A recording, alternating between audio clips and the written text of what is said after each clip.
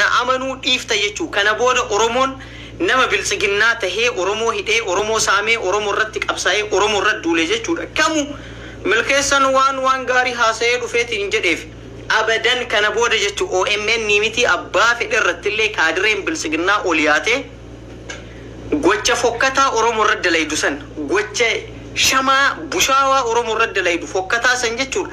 Haasaya bareedaadhaan sirreeffachuu hin dandeettan abadan kana walitti himuu barbaachisa jechuudha. Diin Oromoo mee amalala TPLF ifa mangootuuf gantuu Tigraayin keessatti jechuudha. Tigree tahee ka Abiyyi ergamu Tigree tahee ka Tigraayin bulcha TPLFin dhiisee jettu guyyaa san qabdee morma irraa darbitee gatti jechuudha.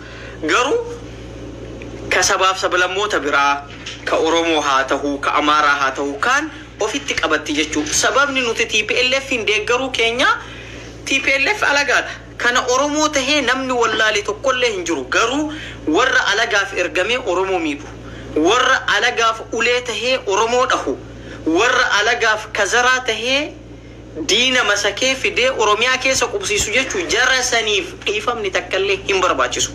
Kana booda milkeessa miti maali miti milkeessa illee akka ilma Oromoo tokkotti kana booda hoogganaa ta'uu hin danda'u qabsoo Oromoo keessatti jechuudha. Waan hagammaa Oromoo gantee bilisiginnaa gantee goobaz baga gante. Bilisiginnaa keessaa baatee baga baate goobaz. Laakiin garuu hoogganaa ta'uu hin danda'u. Milkeessaa jedhii abbaa fi itimaan ta'an namni tokko hoogganaa ta'uu hin danda'u qabsoo Oromoo keessatti namni miseensa bilisiginnaa ta'e jechuudha.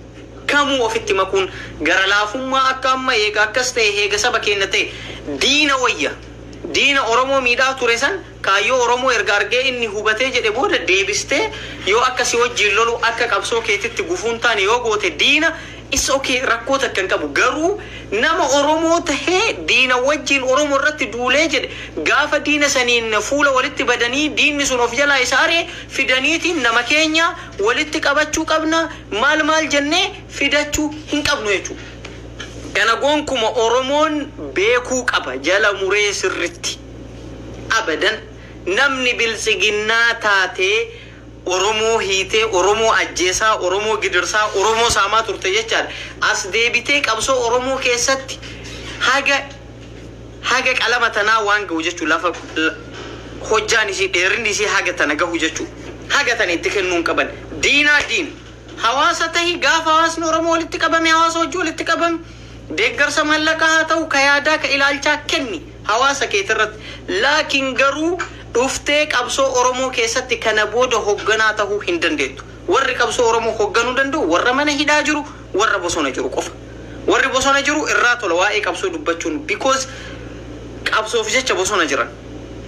Warri mana hidhaa jiru qabsoof hidhaman isaanirraa ka hafte malee kabiraa akkanumatti as baatee gocha fokkataa achi bilisiginnaa keessa teettee Oromoo irra dalayde fiddee waan akkana ta'eef jettee as baatee namni si dhaga'u hin jiru bro. Deemtee achuma bilisiginnaa ta'e wajjin